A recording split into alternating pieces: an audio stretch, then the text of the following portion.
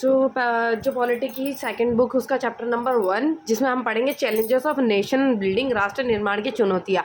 कि जब राष्ट्र उसका निर्माण हुआ था, जब नेशन बना था, तो उसमें कौन कौन से उसके चैलेंजेस, कौन कौन सी चुनौतियाँ थी जो उनको फेस करनी पड़ी। तो काफ़ी इंपॉर्टेंट चैप्टर है ये, जिसमें से जो 6 मार्क्स का 5 मार्क्स का क्वेश्चन आ जाता है, और ये काफ़ी ज़्यादा इंपॉर्टेंट भी है आपके गवर्नमेंट एग्जाम से रिलेटेड। तो इसमें ये डिफ़िकल्टीज जो हमको नेशन बिल्डिंग करने में कौन से चैलेंजेस, चुनौतियाँ देखनी पड़ती, वेरी इंपॉर्टेंट टॉपिक और बहुत इंपॉर्टेंट चैप्टर है।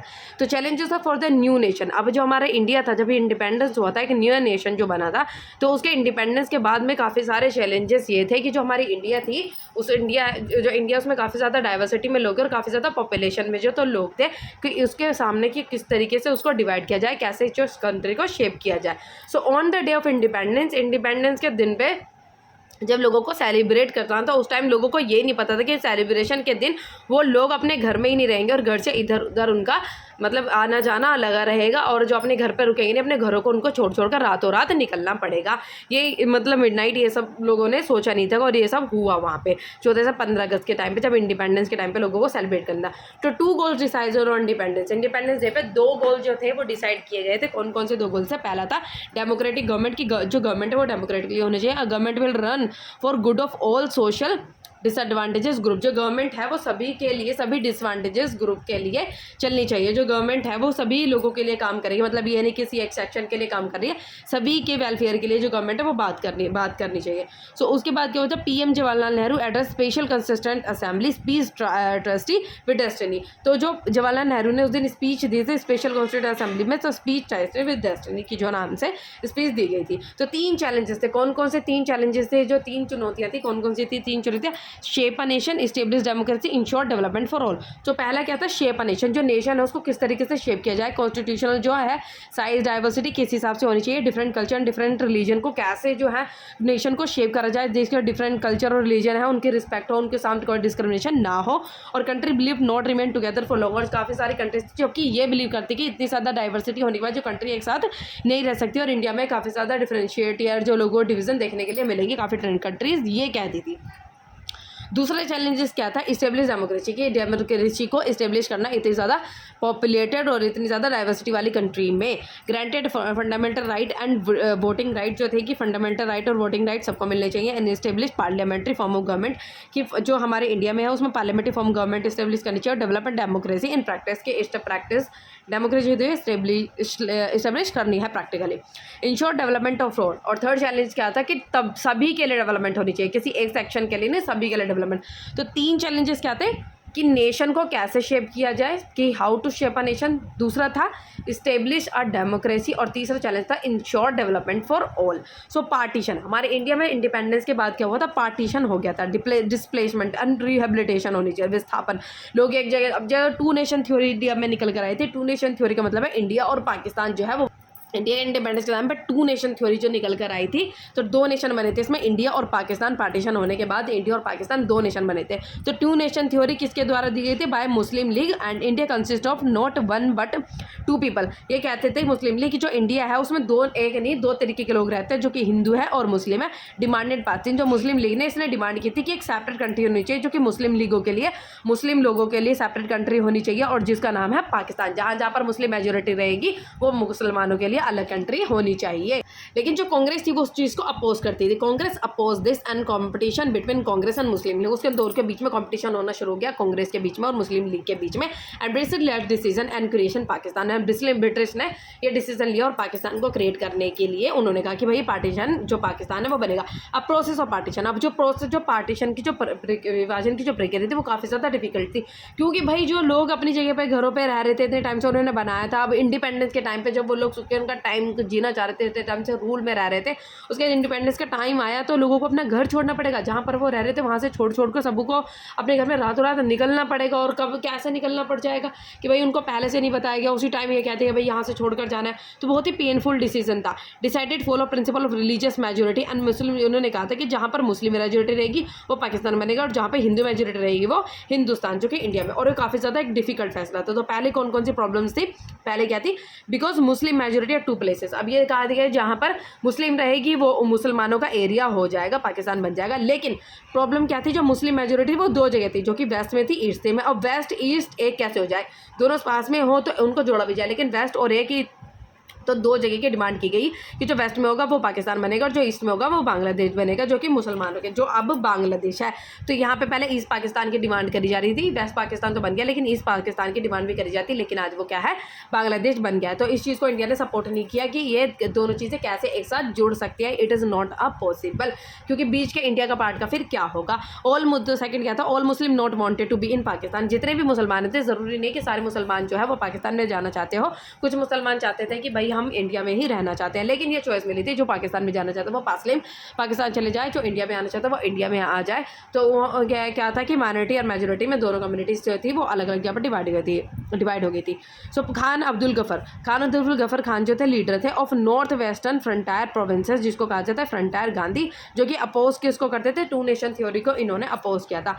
थर्ड प्रॉब्लम क्या थी, in Punjab which religion is an majority so that will be bifurcated. अब पंजाब जो था, पंजाब में भी 2 तरीके से डिवीजन थे, तो यहाँ पे मुसलमान की पॉपुलेशन ज़्यादा थी, यहाँ पे हिंदू भी थे, तो पाकिस्तान भी ही वो डिवाइड किया गया था। सो दैट्स वाई पंजाब को डिवाइड किया गया था, जो कि आधा पाकिस्तान में चला गया, और पंजाब इसलिए दो पंजाब है, एक तो पाकिस्तान में और एक इंडिया में पंजाब है। So 14 and 15 August days of celebration people leave their home, जो एक दिन था उनका सेलिब्रेशन का दिन था, वो दिन क्या बन गया, उनका दुखी का दिन बन गया, जिस दिन को उनको सेलिब्रेशन की जगह अपने घरों को छोड़ के जाना पड़ा। फोर्थ क्या थी, फोर्थ प्रॉब्लम ये थी कि problem of minority on both sides border India. अब ये क्या था कि जब ये जहाँ पर मुस्लिम मेजोरिटी थी वहाँ पर मुस्लिम पाकिस्तान बन गया, जहाँ पर हिंदू है जो थे वो इंडिया में रह गए। तो ये क्या, जब पाकिस्तान में थे जहाँ पर मुस्लिम मेजोरिटी चली गई, लेकिन वहाँ पर जो हिंदू लोग थे वो क्या थी, माइनॉरिटी में। अब जो हिंदू वहाँ पाकिस्तान में हिंदू माइनॉरिटी में आ गई, और जो मुसलमान थे वो इंडिया में माइनॉरिटी में आ गए। ठीक है, कॉन्सिक्वेंसेस ऑफ पार्टीशन। अब जो पार्टीशन के कॉन्सिक्वेंसेस क्या थे, विभाजन के क्या क्या परिणाम है, बहुत ही दुखद परिणाम जो थे हुए थे, बहुत ज़्यादा लड़ाइयाँ, मारा धाड़ी, रेप वगैरह, ये काफ़ी सारी चीज़ें जो हैं वो हो गई। 1947 unplanned larger transfer of population. अब ये पॉपुलेशन जो कह रहे थे हम कि 14 से 15 अगस्त के टाइम पे जो लोग सेलिब्रेशन करना चाह रहे थे, उस टाइम पे रातों रात लोगों को निकलना पड़ा। तो ये क्या था, unplanned larger transfer of population. जो इतनी सारी बड़ी पॉपुलेशन का क्या, वो बहुत अनप्लान्ड था, और ये क्या था, लार्जेस्ट पॉपुलेशन को इधर से उधर जाना पड़ा। Both side of the border killing and atrocities, तो मुसलमान हिंदू उनके बीच में लड़ाई हो गई, बहुत सारे हिंदू मारे जाने लगे। उसके बाद कम्युनल जोन, जो अमृतसर कलकत्ता, ये कम्युनल जोन बन गया। Hindu avoid Muslim and leave and Muslim avoid Hindu leave. उसके बाद minority both side temporary shelters and refugee, और जो रिफ्यूजीज थे उन्होंने अलग अलग कैंपस में दोनों साइड रहने लगे। थर्ड प्रॉब्लम क्या थी, थर्ड जो कॉन्सिक्वेंस था, time of journey killed rape. अब काफ़ी सारे मुसलमानों ने रेप किया, मारा जाने लगा लोगों को, हिंदू लोगों को मारा जाने लगा। ट्रेन जो इधर से उधर जाती थी भर भर कर जाती थी, जैसे गदर मूवी में दिखाया गया है। भाई मैरिज फिर और तो जो फैमिली, जो इनके के जो फैमिली होती थी इंडियन की, उनको अपनी फैमिली के जो बचाने के लिए लड़की को ये सब चीज़ें देनी पड़ती थी कि भाई, मतलब जैसे उस फिल्म में दिखाया गया, फिल्म के अकॉर्डिंग, कि भाई ऐसे वो दे दिया जाता था जहर, ये लेकिन लड़कियों के साथ बुरा व्यवहार जो मुसलमान ना करें, ये सब चीज़ें की गई थी। बहुत सारे लोगों को मारा जाने लगा। फोर्थ क्या थे consequences, cross border refugees camp बनाए जाने लगे। राइटर पोएट्स वगैरह ये सारे चीज़ें, सारे लोग ये पोएट्स वगैरह क्या होने लगे, न्यूज़ पेपर्स में, अखबारों में ये सारी चीज़ों को एक्सप्रेस करने लगी, क्या क्या चीज़ हो रही है। अब सिग्निफिकेंट प्रॉब्लम पार्टीशन, इसमें क्या है, Muslim to newly created Pakistan in India, Muslim 12% of the total population and other also religion. अब मुस्लिम जो थी वो एक न्यूली स्टेट पाकिस्तान में जो है चली गई, न्यूली क्रिएटेड पाकिस्तान जो था वहाँ पर पॉपुलेशन चली गई। इंडिया में उस टाइम पे 12% थी, लेकिन आज के टाइम पे तो बहुत ज़्यादा पॉपुलेशन जो है वो इंडिया में हो गई है। अब इसको माइनॉरिटी हम नहीं कह सकते इंडिया में कि मुस्लिम की माइनॉरिटी है। मुस्लिम इंडिया में आज मेजोरिटी में है, जो कि मुस्लिम इंडिया में मेजोरिटी उस टाइम पे माइनॉरिटी में थी, इसलिए उसको माइनॉरिटी का दर्जा दिया जाता है, लेकिन आज वो मेजोरिटी में ही है, और मेजोरिटी में रहने के बाद भी माइनॉरिटी के फ़ायदे उठा रही है। So decided to form a secular nation. अब इंडिया ने क्या डिसाइड किया, इंडिया में क्योंकि एक तरीके के लोग नहीं थे और वो सभी लोगों को क्या है एक साथ सम्मान देता है, इसलिए इंडिया ने सिर्फ एक कंट्री बनानी नहीं चाहिए, जैसे मुसलमानों ने बना दी थी पाकिस्तान, ऐसे इंडिया ने सिर्फ एक कंट्री नहीं बनानी चाहिए। इंडिया ने एक सेक्युलर नेशन बनाया जिसमें इक्वल रिस्पेक्ट सबको दी जाने लगी और रिलीजन को इक्वल रिस्पेक्ट दी जाने लगी। महात्मा सेक्रीफाइस, अब महात्मा जी का सेक्रीफाइस देखेंगे। नॉट सेलिब्रेट इंडिपेंडेंस, इन्होंने इंडिपेंडेंस तो सेलिब्रेट नहीं किया, कोलकाता में जाके इन्होंने कॉन्फ्लिक्ट हो रही थी उनके बीच में सुलझाव करना शुरू किया। हिंदू और मुसलमानों के बीच में कोलकाता में कॉन्फ्लिक्ट हो रही थी। इन्होंने कहा था कि भाई वहाँ पे वायलेंस हो रही है, मैं कैसे इंडिपेंडेंस मना सकता हूँ। और इन्होंने कहा कि भाई मैं फास्ट रखूँगा डेथ तक। तो वहाँ पे क्या हुआ, शांति हुई। भाई हर टाइम ये फास्ट रख लेते हैं और उसके बाद शांति आ जाती है, पता नहीं कैसे आ जाती है फास्ट रखने से शांति। और उसके बाद 30 जनवरी 1948 में नाथूराम गोडसे ने इनको शूट कर दिया, जो कि 3 बुलेट्स इनको लगी थी ड्यूरिंग गांधी इवनिंग प्रेयर में। गांधी जी को गोली जो है वो मार दी गई थी। नाथूराम गोडसे जी ने 30 जनवरी 1948 को गांधी को गोली मार दी थी। ठीक है, इसमें अब है क्या है, इंटीग्रेशन ऑफ प्रिंसली स्टेट। अब प्रिंसली स्टेट्स को इंटीग्रेशन, अब प्रिंसली स्टेट्स भी थे भाई, प्रिंसली स्टेट्स को कैसे किया जाए, पार्टीशन तो हो गया। अब जो प्रिंसली स्टेट्स है उनको कैसे इंडिया में मर्ज किया जाए कि भाई ये अलग चीज़ की डिमांड न करें। और 1/3 of the land India was divided British India and princely state, so that was but all handle with the British. अब जो उस टाइम पे ब्रिटिश सारी चीज़ों को हैंडल करते थे, उस टाइम पे किंग जो थे वो रहते तो थे, लेकिन सारी चीज़ें ब्रिटिश जो थे वो सारी चीज़ों को हैंडल किया जा करते। 565 प्रिंसली स्टेट थे, कितने, 565। Paramountship the British crown over the princely states have choices either to join, remain in India or in the Pakistan। Princely states उनके पास चॉइस थी कि वो या तो इंडिया में रहे, वो पाकिस्तान में चले जाएं, या फिर इंडिपेंडेंट रहे। तो सीरियस प्रॉब्लम थी कि भैया एक यूनाइटेड इंडिया हम बनाना चाहते हैं, तो भैया ऐसे कैसे कर सकते हैं। अगर हम प्रिंसली स्टेट चले जाएंगे पाकिस्तान में तो यूनाइटेड इंडिया नहीं बनेगा, और ये अलग से रहना चाहेंगे तो भी यूनाइटेड इंडिया नहीं बनेगा। तो हमारे पास एक इतना बड़ा चैलेंजेस था कि इसको कैसे इंडिया में मर्ज किया जाए प्रिंसली स्टेट्स को। So the problem, first ruler Travancore decided to independent. जो पहले रूलर थे जो त्रावणकोर के, वो क्या चाहते थे, इंडिपेंडेंस रहना। निज़ाम ऑफ हैदराबाद वो भी चाहते थे इंडिपेंडेंट रहना। तो उस वजह से भाई हम कैसे इंडिपेंडेंस हो यूनाइटेड इंडिया बना सकते हैं। और वहाँ के जो लोग थे वो किंग के रूल से अनहैप्पी थे। गवर्नमेंट की क्या अप्रोच है इसको चीज़ को लेकर, इन टैरिफ गवर्नमेंट, टेम्परेरी गवर्नमेंट से not more divided India but United India. ये कहते थे कि भैया प्रिंसली स्टेट अलग अलग इंडिपेंडेंस रहना चाहेंगे, तो भाई ऐसे तो भाई डिवाइड हो जाएगी इंडिया, यूनाइटेड तो रहेगी नहीं। ये क्या चाहते थे भाई, यूनाइटेड इंडिया हो। Muslim League oppose Indian National Congress to state should be free to adopt. And Sardar Patel जो थे, सरदार पटेल जी ने क्या किया कि वो थे India's deputy PM and the home minister, immediate convenience princely state. अब इन्होंने कुछ ऐसी चीज़ें अपनाई जिससे प्रिंसली स्टेट को बहुत ज़्यादा प्यारे तरीके परसुएशंस के स्किल से इंडिया में मर्ज किया जाए, ताकि भाई ये भड़के भी ना, और इनकी मतलब रिस्पेक्ट भी करी जाए, इनको भी रिस्पेक्ट दी जाए, वहाँ के रूलर्स को रिस्पेक्ट की जाए, उनके कल्चर को मतलब रिस्पेक्ट दी जाए, उन जो मतलब उनका जो जैसे जिस ओहदे पे बैठे हैं उनके ओहदे को भी हटाया ना जाए, और क्या है ये भी यूनाइटेड इंडिया का एक पार्ट बन जाए, और जिससे कि ये भी घुसना। So government prepare to flexible in giving autonomy to the same region. इन्होंने कहा था भाई उनको ऑटोनॉमी, अगर इंडिया में यूनाइटेड इनको भाई रखना है, लेकिन उनको ऑटोनॉमी देंगे जिसकी वजह से वो नाराज नहीं होंगे और हम इंडिया में मर्ज हो जाएंगे और इंडिया एक यूनाइटेड कंट्री बन जाएगा। Territorial boundary of Indian nation assume supreme importance. अब before 15 August 1947 peaceful almost all states ready to join. अब 15 अगस्त 1947 से पहले काफ़ी सारे जो प्रिंसली स्टेट्स हैं वो ज्वाइन करने के लिए तैयार हो गए थे, और उन्होंने एक साइंड किया था डॉक्यूमेंट जिसका नाम है इंस्ट्रूमेंट ऑफ एक्सेशन, साइन किया था। इंस्ट्रूमेंट ऑफ एक्सेशन में क्या होता है कि जो प्रिंसली स्टेट्स है वो इंडिया के साथ ज्वाइन होना चाह रहे थे। So that their state agree to become problem of joining of the same state. लेकिन कुछ ऐसे स्टेट थे जो कि जुड़ने में जिनको दिक्कत आई, जैसे कि जूनागढ़, हैदराबाद, कश्मीर और मणिपुर। तो इनके बाद में देखेंगे कि कैसे कैसे जुड़े थे इंडिया में। जूनागढ़ जो था वो किस तरीके से जुड़ा गया था, प्लेबिसाइड का मतलब है vote of the people ready to merge. जो वहाँ के लोगों ने वोट किया कि भाई हम मर्ज होना चाहते हैं, उसकी वजह जिसको कहा जाता है प्लेबिसाइड। तो जूनागढ़ जो है लोगों की वोट की वजह से इंडिया में जुड़ने के लिए तैयार हो गया, और वह भी एक यूनाइटेड इंडिया का पार्ट बन गया। दूसरा क्या है, हैदराबाद के बारे में पढ़ेंगे। जो हैदराबाद है कि वो कैसे तरीके से हमारी यूनाइटेड इंडिया का पार्ट बना। Largest princely state India Hyderabad है, जिसको कहा जाता है largely princely state. So first जो इट्स रूलर कैरिड इनटू निज़ाम, जो वहाँ के जो रूलर है उसको कहा जाता है निज़ाम कहा जाता है। And stand still agreement in November 1947 में इन्होंने एक स्टैंड स्टिल एग्रीमेंट साइन किया। There people not happy with the Nizam ruler and the movement start. अब जो काफ़ी सारे लोग थे, और जब यूनाइटेड इंडिया बन गया था, मतलब जो इंडिया बन गया था, वहाँ पे काफ़ी सारे जो अलग अलग से जो स्टेट वहाँ पे चले गए। जब उन्होंने लेकर भाई वहाँ के लोगों को तो कुछ आज़ादी मिल रही है, वहाँ के लोग तो अच्छे से रह रहे हैं, तो हम भी क्या चाहते हैं, हाँ भाई हम इन्होंने भी लोगों ने वहाँ के निज़ाम के जो रूलर थे, जो निज़ाम थे और उनके अगेंस्ट में जो थे वहाँ पे रिवोल्ट करना स्टार्ट कर दिया कि भाई हम लोगों को भी इंडिया का जो है पार्ट बनना है, ऐसे हम किसी भी राजा के अंडर में नहीं रहना चाहते। And Hyderabad Congress were in front of the movement, काफ़ी सारे मूवमेंट होने लगे। Then ruler brutal attract on the people and who did movement, जो रूलर थे, जो लोग मूवमेंट्स कर रहे थे उनके ऊपर अटैक करना शुरू कर दिया। तो इस चीज़ को देख ले सर, जो सेंट्रल गवर्नमेंट है वहाँ पे अरब आर्मी भेजी और जो निज़ाम थे वहाँ के सरेंडर कर दिया और हैदराबाद को अपने अंडर में ले लिया। तो ये दो कैसे जूनागढ़ को प्लेबिसाइड के द्वारा करा गया। जो हैदराबाद थे वहाँ पे जो सेंट्रल गवर्नमेंट है वहाँ पर आर्मी भेजी, निज़ाम को वहाँ से हटाया गया और उसके बाद गवर्नमेंट का वहाँ पे रूल हो गया और इंडिया का ये पार्ट बन गया। अब देखेंगे जिसमें मणिपुर, जो मणिपुर थी उसको किस प्रकार से जोड़ा गया, मणिपुर जो था वो किस प्रकार से पार्ट बना इंडिया का, मणिपुर के जोड़ने में क्या क्या दिक्कत आई, वहाँ पे किस तरीके से होता। मणिपुर, महाराजा बौद्ध चंद्र, महाराजा बौद्ध चंद्र जो थे वहाँ पर थे and sign instrument of accession. उन्होंने क्या हुआ था, इंस्ट्रूमेंट ऑफ एक्सेशन इंडिया के साथ साइन किया था, लेकिन उन्होंने इंडिया के साथ, इंडियन गवर्नमेंट के साथ इंस्ट्रूमेंट्स ऑफ एक्सेशन साइन तो किया था, लेकिन उनके कहना था कि जो इंटरनल ऑटोनॉमी है वो महाराजा के पास रहेगी, जो एक्सटर्नल ऑटोनॉमी है वो गवर्नमेंट के पास रहेगी। दैन इलेक्शन हुए थे मणिपुर में 1948 जून में, जो कि फर्स्ट टाइम इलेक्शन हुए थे यूनिवर्सल एडल्ट फ्रेंचाइज के तौर पे।